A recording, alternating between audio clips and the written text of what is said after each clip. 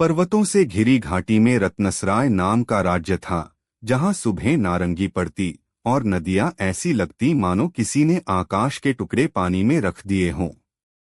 कहते हैं, सैकड़ों बरस पहले एक महायज्ञ के बीच किसी निर्दोष वनवासी पर अन्याय हुआ। उसकी मां, एक ऋषि कन्या, ने दुहख में नीलकंठ दर्पण के सामने प्रण किया, जो भी शासक जनता के आंसू सुनना छोड़ दे, उसके सिंहासन पर शाप का साया पड़े। समय बीतता गया। दर्पण राजकोष के नीचे पृथ्वी तल के तीसरे कक्ष में सुरक्षित रखा गया, किंतु शाप के शब्द हवा की तरह महल की दीवारों से भी पतले होकर हर पीढ़ी तक पहुंचे। यही वह कथा है जब रत्नसराय पर राजा वीरेंद्र और रानी मृणलिनी का राज था और शाप की छाया एक बार फिर जाग उठी। उस दिन आकाश में अनोखी घटना हुई। ठीक सूर्योदय पर एक नीलकंठ पक्षी ने राज झंडे पर बैठकर 3 बार स्वर दिया और दक्षिण द्वार की ओर उड़ गया। राजपुरोहित ने राज पत्र पर केसर के अक्षरों में लिखा, दक्षिण से संकट। राजा वीरेंद्र ऊंचे कद, चौड़े कंधे, आंखों में विश्वास का स्थैर्य ने झरोखे से नगर को देखा। चौक में मूर्तिकार पत्थर तराश रहे थे, पर हथौड़े की चोटों में एक असामान्य घबराहट थी। रानी मृणलिनी ने पास आकर कहा, शकुन को मन का मालिक मत बनने दीजिए महाराज। शकुन चेतावनी है, निर्णय हमारा। उसी समय सेनापति अरिवर्धन आया, हल्की धूल, कंधे पर तलवार। समुद्र पार के लुटेरे फिर तट पर दिखे हैं, पर इस बार वे व्यापारियों के साथ भीतरी रास्ते तक आ गए। राजा ने सभा बुलाई। व्यापारीगण, किसान, प्रतिनिधि, कारीगर सब आए। कारीगरों के सरदार ने कहा, महाराज, इस वर्ष धान अच्छा हुआ, पर नमक की खेप पर समुद्री लुटेरों ने आधा हिस्सा मांगा है। रानी ने धीमे पर दृढ़ स्वर में कहा, नमक पर आधिपत्य जनता का है, भय का नहीं। जो भी तट पर आए, राज न्याय के सामने आएगा, तलवार के पीछे नहीं। सभा के बाद रानी अनाज मंडी पहुंची। बच्चों में गुड़ बांटा, बीमार औरत के गले पर नीम का लेप लगाया। वे बोली, राज्य की नब्ज महल में नहीं, बाजार में चलती है। शाम को राजकक्ष में दीप जले ही थे कि धरती ने एक लंबी सांस जैसा कंपन लिया। महल की उत्तरी दीवार में महीन दरार खिंच गई, ऐसी जैसे कोई अदृश्य उंगली पत्थर पर अक्षर लिख गई हो। अध्याय।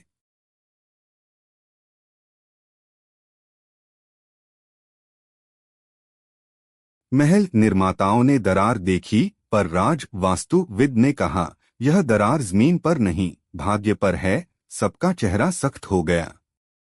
रात में पहरा दोगुना किया गया। आधी रात के बाद रानी की आंख खुली, कानों में किसी दूर की घंटियों की खनक पड़ी। उन्होंने श्वेत शॉल ओढ़ी और धीमे से राजकोष की ओर चली। वहां तीसरे तहखाने के सामने एक पीली रोशनी कांप रही थी। पहरेदार ने प्रणाम किया, महारानी, यह दिए की लौ जैसे स्वयं टिमटिमा रही है। रानी ने ताले पर हाथ रखा, ठंडी धातु। जैसे ही ताला खुला, हवा में कपूर की हल्की सुगंध फैल गई। कमरे के एक कोने में काले कपड़े से ढका एक आयतन नीलकंठ दर्पण अपनी जगह था, पर कपड़े के किनारे पर नमक सा सफेद नम निशान दिखा।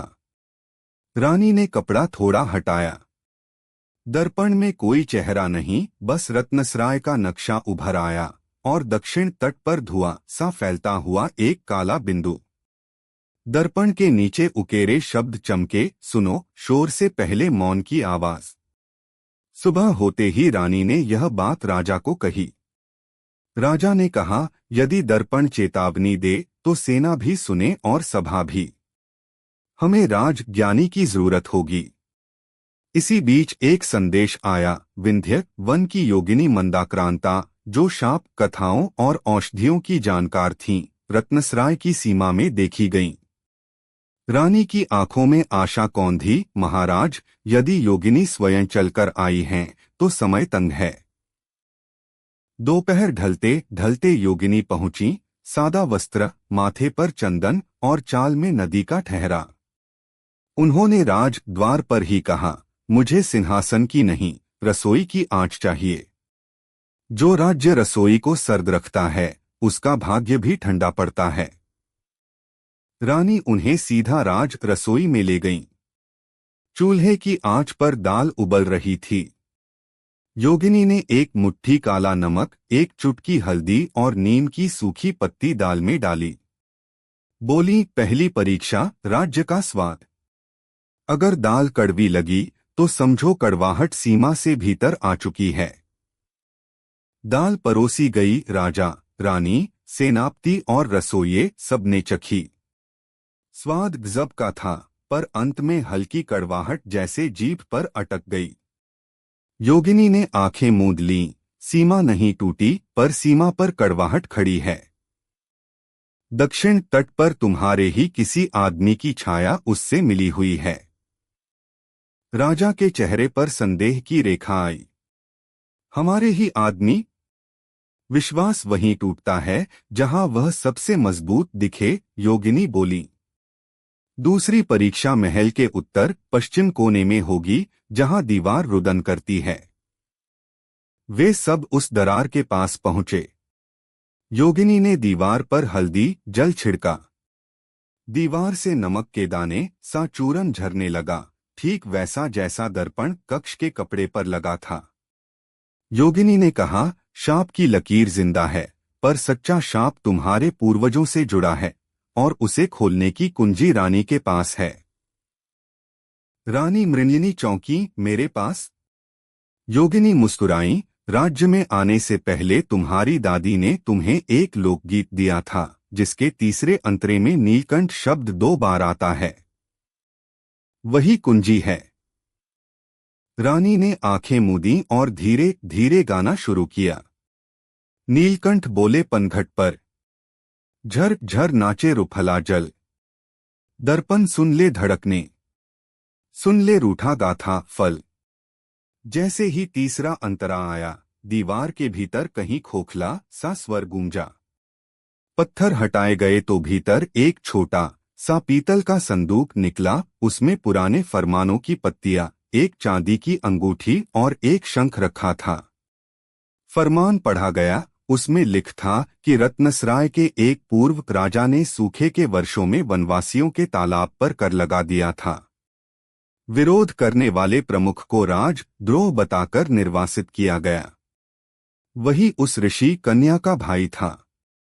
उसके बाद जो शाप बोला गया, वही पीढ़ियों से चलता आया। रानी ने दृढ़ स्वर में कहा, अन्याय पूर्वजों का सही, पर प्रायश्चित वंश का होगा। हम तालाब मुक्त करेंगे और वनवासियों से क्षमा मांगेंगे। लेकिन उनकी आवाज धीमी हुई। लेकिन योगिनी, आपने कहा कि हमारे ही किसी आदमी की छाया दुश्मन से मिली है। कौन? योगिनी ने शंख उठाया। यह शंख पूछता नहीं, सुनता है। रात में महल की छत पर फूंकना, जो धोखा देगा उसकी छाया कांपेगी। अध्याय।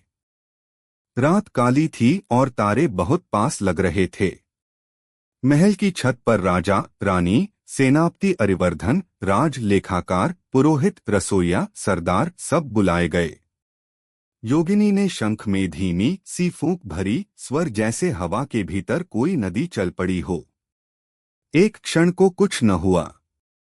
फिर सबसे पीछे खड़े राज लेखाकार की छाया दीवार पर थरथराने लगी, जैसे हवा केवल उसी पर गिरी हो। राजा की आंखों में अविश्वास था। देवदत्त? देवदत्त, जो वर्षों से राज लेख देखता था, घुटनों पर बैठ गया। महाराज, मैं मजबूर था। तटीय लुटेरों ने मेरे छोटे बेटे को पकड़ लिया। वे नमक पर अधिकार चाहते हैं, और मैंने व्यापारिक रास्तों के हिसाब उन्हें दे दिए। बस इतना ही। रानी नीचे बैठीं। उनकी आवाज में कठोरता नहीं थी, पर निर्णय का भार था। तुम्हारा अपराध बड़ा है, पर उसका बीज भय है। राज धर्म दंड देता है, पर रानी का धर्म भय को काटता है। तुम अपने बेटे को सुरक्षित लाने में हमारी मदद करोगे, सारा लेखा खोलोगे। उसके बाद न्याय होगा। योगिनी ने कहा, नीलकंठ दर्पण तीसरी बात कहता है, सुनो, शोर से पहले मौन की आवाज। शोर है युद्ध, मौन है सुलह। यदि तुम वनवासियों से क्षमा लेकर उनकी रक्षक प्रतिज्ञा पाओ तो सीमा पर खड़ा कड़वापन मीठा हो सकता है। राजा ने तुरंत आदेश दिए, सुबह होते ही हम दक्षिण तट की ओर प्रस्थान करेंगे। रानी, आप वन पथ लें और वनवासियों के प्रमुख से मिलें। सेनापति, आप सागर मार्ग की तैयारी करें।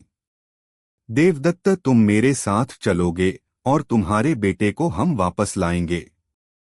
सुबह रानी मृणलिनी योगिनी मंदाक्रांता के साथ वन पथ पर चली। रास्ते में नागकुल के विहार थे, जहां बूढ़ा नागराज तक्ष रहता था। योगिनी ने नीम जड़ी से बना लेप रानी के चरणों पर लगाया। वन तुम्हें अपना माने, इसके लिए यह दीक्षा है। वनवासियों का प्रमुख रजक वंश का वृद्ध धरैव सूखी आंखों में भी नदी का जल ने रानी की बात सुनी। रानी ने पुराने फरमान पढ़े और कहा, तालाब कर आज से समाप्त। तालाब का अधिकार तुम्हारा और उसकी रखवाली हमारा वचन। धरैव ने कहा, क्षमा का पानी कठोर पत्थर भी घिस देता है। हम तुम्हारे साथ वचन बांधते हैं। पर दक्षिण तट पर जो काली नावें हैं, उनके बीच एक नाव धूसर नयन है, उसके सरदार मूरत से सावधान रहना। वह नमक नहीं, लोगों के दिल तोड़ता है। राजा वीरेंद्र तट पर पहुंचे। समुद्र में धुंध फैली थी और क्षितिज पर काली काली नावें डोल रही थीं। सरदार मूरत लंबा दुबला, आंखें बर्फ सी हंसा, राजा, नमक समुद्र का है, तुम किस अधिकार से दाम लगाते हो? राजा ने उत्तर दिया, नमक समुद्र का, पर स्वाद मनुष्य का, और मनुष्य मेरे राज्य का। मूरत ने देवदत्त के बेटे को किनारे पर खड़ा कर दिया, गले में रस्सी पर आंखों में जिज्ञासा। राजा, या तो नमक का आधा या यह बच्चा समुद्र में। तभी जंगल पथ से वनवासी आए, धरैव के साथ। उन्होंने तालों की तरह अपने ढोल बजाए, एक लय जो समुद्र की लहरों से मेल खाती थी। योगिनी ने शंख बजाया।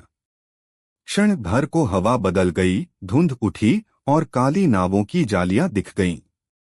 वनवासियों के तीर उन जालियों में फंसे और राज सेना के सैनिक चट्टानों से छलांग लगाकर रस्सियां काटने लगे।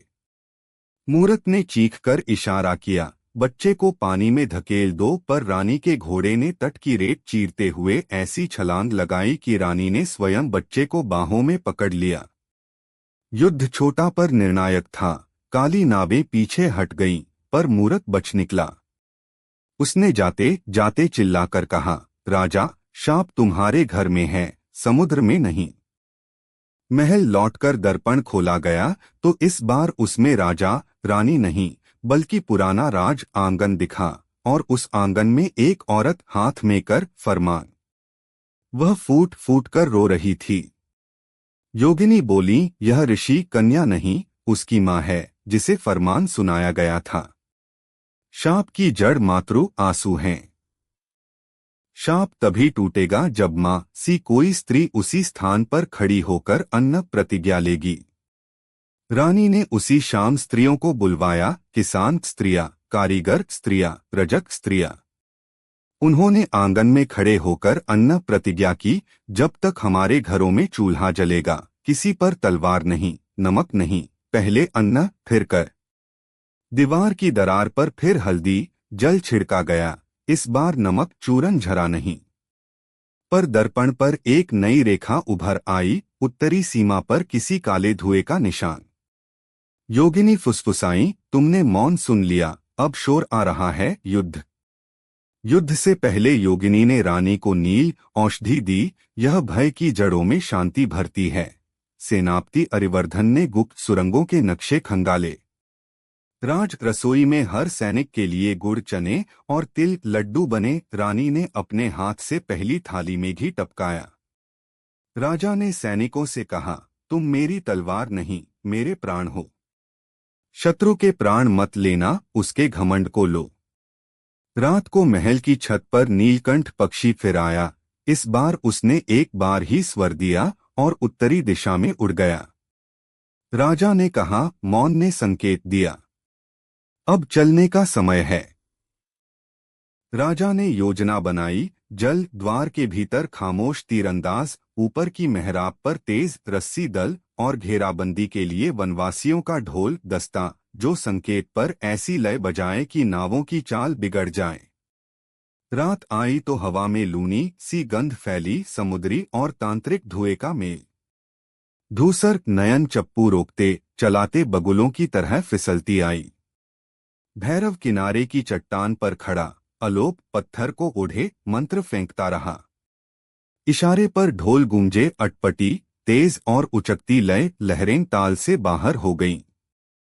ऊपर से रस्सियां गिरी, राज दस्ता नावों पर टूट पड़ा। रानी कंगन ढाल बांधे सबसे आगे। भैरव ने राख उछाली, राज कक्ष में शिशु का रोना थमेगा, और मूरत की ओर देखा। मूरत ने तीर छोड़ा जो सीधा राजा की ओर आया, पर सेनापति अरिवर्धन बीच में कूदे, तीर उनके कंधे में धंस गया। क्षण भर की हड़बड़ी में रानी ने नील औषधि की बोतल भैरव की ओर उछाली। बोतल अलोप पत्थर से टकराई, पत्थर गीला हुआ, उसकी काली परत फिसलकर चट्टान पर आ गई। भैरव चीखा, मत, यह पत्थर गीला हुआ तो मेरी धुंध मर जाएगी। बस यही अवसर चाहिए था। तीरंदाजों ने भैरव के पैरों के पास तीर जड़े, वह औंधे मुंह गिरा और सैनिकों ने उसे जकड़ लिया। मूरत अपनी नाव मोड़कर भागना चाहा, पर वनवासियों की जाल रस्सी से धूसर नयन ठहर गई। युद्ध खत्म होते ही रानी सीढ़ियों पर बैठ गईं, पेट में हल्की ऐंठ उठी। योगिनी दौड़ी, कलाई पर उंगली रखी, मुस्कुराई, डरो नहीं, नन्हा वीर बस अपनी उपस्थिति दर्ज करा रहा। सुबह दरबार सजा। शरण, भैरव और पकड़े गए लुटेरों को सामने लाया गया। देवदत्त भी उपस्थित था, उसका बेटा सुरक्षित बैठा मां की आंचल में। राजपुरोहित ने शास्त्र पढ़ा, पर रानी ने हाथ उठाकर कहा, शास्त्र न्याय के मार्गदर्शक हैं, पर न्याय का हृदय जनता है। पहले पीड़ितों की वाणी सुनी जाएगी। धरैव उठा, राजा, हमारे तालाब पर कभी कर लगा था, आज वह कर मिट चुका है। हम तलवार नहीं, वचन लेकर आए हैं। जो अपराधी हैं उन्हें दंड दो, पर जो भय में टूटे हैं उन्हें काम देकर जोड़ो। राजा ने निर्णय सुनाया। भैरव जन विरोधी तंत्र और अपहरण के अपराध में आजीवन कारावास, पहाड़ी खानों में श्रम दंड, जहां उसे बंदियों के लिए जल कूप खोदने होंगे।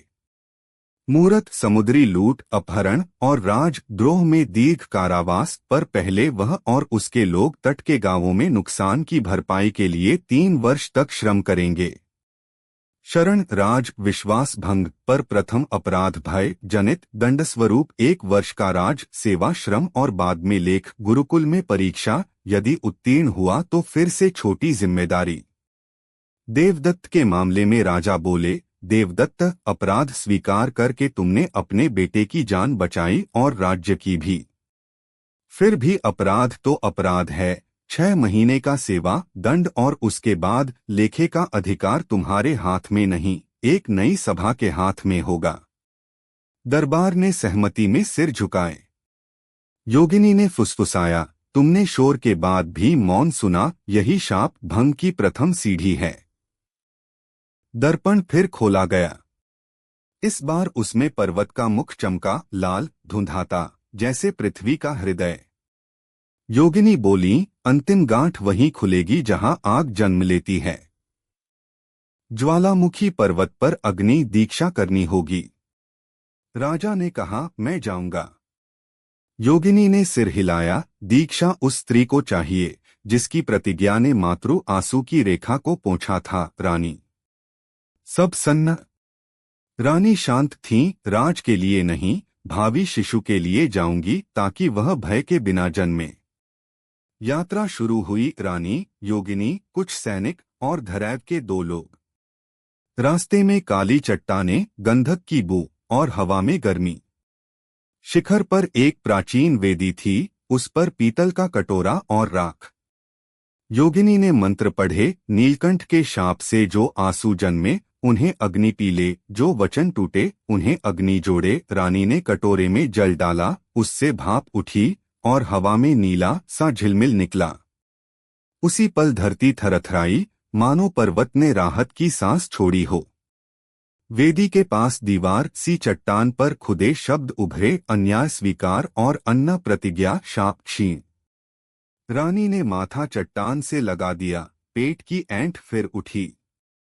योगिनी मुस्कुराई, चलो अब लौटें, अग्नि दीक्षा पूर्ण है। लौटते ही समाचार मिला, मूरत के शेष गिरोह ने तट से दूर एक द्वीप पर ठिकाना बना लिया है और वहां से छोटे छोटे दल भेजकर गांवों को डराता है। सेनापति अरिवर्धन का घाव भरा नहीं था, पर उन्होंने कहा, अंतिम मोर्चा अब है। राजा ने वनवासियों और सैनिकों की मिश्रित टुकड़ी बनाई, हर नाव में एक ढोलिया, एक तीरंदाज, 2 भालेबाज और एक रस्सी माहिर। रानी किनारे पर रहीं, पर योजना उन्हीं की थी। द्वीप पर पहुंचते ही ढोल ने धीमी सुस्त लय पकड़ी, लहरों का मन बहक गया। तीरंदाजों ने ज्वालामुखी से लाई सूखी गंधक की रस्सियां जलाकर धुएं के गोले भेजे, पर यह धुआं भैरव की धुंध जैसा नहीं। यह सिर्फ नजर छीनता नहीं, दिशा भी दिखाता, क्योंकि हर धुएं गोले में बांधी छोटी घंटियां टुन टुन करती, जिससे अपने दल को पता रहे कि साथी कहाँ हैं। घमासान में मूरत की तलवार राजा से टकराई। राजा ने वार रोका, संभला, बोला, नमक समुद्र का, स्वाद मनुष्य का, यह बात अभी भी खटक रही है ना। मूरत दहाड़ा, मनुष्य का स्वाद डर है। तभी पीछे से रस्सी माहिरों ने उसका हथियार जकड़ लिया। अरिवर्धन, जिन्होंने तीर खाकर भी नाव में आने का हठ किया था, ने आगे बढ़कर मूरत की तलवार पैरों से दूर ठेल दी। मूरत हारकर भी हंसा, शाप शाप तुम्हारे घर में। आकाश में नीलकंठ पक्षी उड़ता दिखाई दिया, 3 बार स्वर हुआ और शांत। राजा ने तलवार नीचे कर दी, शाप अब दर्पण में है, हमारे घर में नहीं। महल में नीलकंठ दर्पण अंततः चमकता सा जागा। उसमें न पुरखे न युद्ध, बस वही आंगन दिखा जहां ऋषि कन्या की मारोई थी। इस बार वहां रानी खड़ी थीं, उनके साथ किसान स्त्रियां, कारीगर स्त्रियां, वनवासी सब। दर्पण पर अक्षर बहने लगे, जब शासक जनता के आंसू सुनना छोड़ दे तब शाप। जब शासक जनता की रोटी को अपनी तलवार से पहले रखे तब शाप मौन। राजा रानी ने जनता के नाम लिखित फरमान पढ़वाया, अन्न कर पर प्रथम अधिकार घर घर के चूल्हे का, तालाब वनपथ और नमक घाट जन समिति की देख रेख में। राज लेख अब लोक सभा लेख के सामने हर तिमाही। दर्पण की सतह पर हल्की तरंग उठी, फिर वह धीरे धीरे अंधेरा होकर शांत हो गया, जैसे किसी ने वर्षों की थकी आंखें बंद कर दी हों। दीवार की दरार पर हल्दी जल डाला गया, नमक चूरन नहीं झरा। योगिनी ने गंभीरता से कहा, नीलकंठ अब मौन है। शाप सो गया। आषाढ़ लगा। खेतों ने प्यासे होंठ फैला दिए। योगिनी ने कहा, वर्षा यज्ञ चाहिए, पर वह जो ढोंग नहीं, श्रम और सद्भाव का यज्ञ हो। राजमहल से नहीं, तालाब से शुरुआत हुई। वनवासियों, किसानों, कारीगरों, सैनिकों सबने मिलकर बांध की मरम्मत की। औरतों ने बीज छांटे, बच्चे मिट्टी के लग्गे थामे। यज्ञ कुंड वही पुराना आंगन बना, जहां मातृ आंसू गिरे थे। रानी ने पहली आहुति घी की नहीं, खेत मिट्टी की दी। अन्न देवी पहले मिट्टी को आशीष। आसमान कई दिनों से मुंह फेर कर बैठा था। उसी शाम थके बादलों का दल आया। पहले 2-3 बूंदें, जैसे कोई संकोच में आ गया हो, फिर खुलकर वर्षा। ढोल की लय खेतों में बिखरी, बच्चे मिट्टी में कूद पड़े, वृद्धों ने खाट को ओट में खिसका लिया। राज लेख अब खुले चौक में पढ़े जाते। शरण रोज वहां बैठता, दूसरों को हिसाब सिखाता। उसकी बहन का पति भी मुक्त होकर वही सेवा करने लगा। देवदत्त ने अपने बेटे का हाथ पकड़कर कहा, डर से बड़े होने की नहीं, सच से जुड़ने की शिक्षा लो। भादों की एक भोर। महल में शंख बजा, पर इस बार योगिनी ने नहीं, दाइयों ने, रानी ने एक पुत्र को जन्म दिया। जब नन्हे ने पहली बार रोया, दूर कहीं नीलकंठ ने एक बार स्वर किया, और फिर मौन। राजा ने नन्हे को बाहों में लिया, आंखें भीग गईं। रानी मुस्कुराई, देखिए, इस रोने में कोई शाप नहीं, बस जीवन है। योगिनी मंदाक्रांता ने दर्पण पर हल्दी की बिंदु रखी, अब इसे वापस पृथ्वी तल में रख दो, पर ताला मन पर मत लगाना। सत्ता जहां कान खोलकर सुने, वहां दर्पण की जरूरत नहीं पड़ती। वर्षों बाद रत्नसराय के चौक में एक शिला लेख पढ़ा गया। यहाँ वह शाप सोया है जिसे जनता की रोटी, स्त्रियों की प्रतिज्ञा, वनवासियों की ढोल लय और एक रानी के साहस ने थामकर सुलाया। यदि कभी फिर अहंकार जागे तो आओ, तालाब के किनारे बैठो, दाल में नीम की पत्ती डालकर स्वाद चखो, और याद करो कि राज्य की नब्ज महल में नहीं, बाजार में चलती है। नीलकंठ दर्पण मौन रहा, पर उसके मौन में एक राज्य का गीत बसा, जिसे हर पीढ़ी अपने बच्चों को सुलाते वक्त धीमे धीमे गुनगुनाती।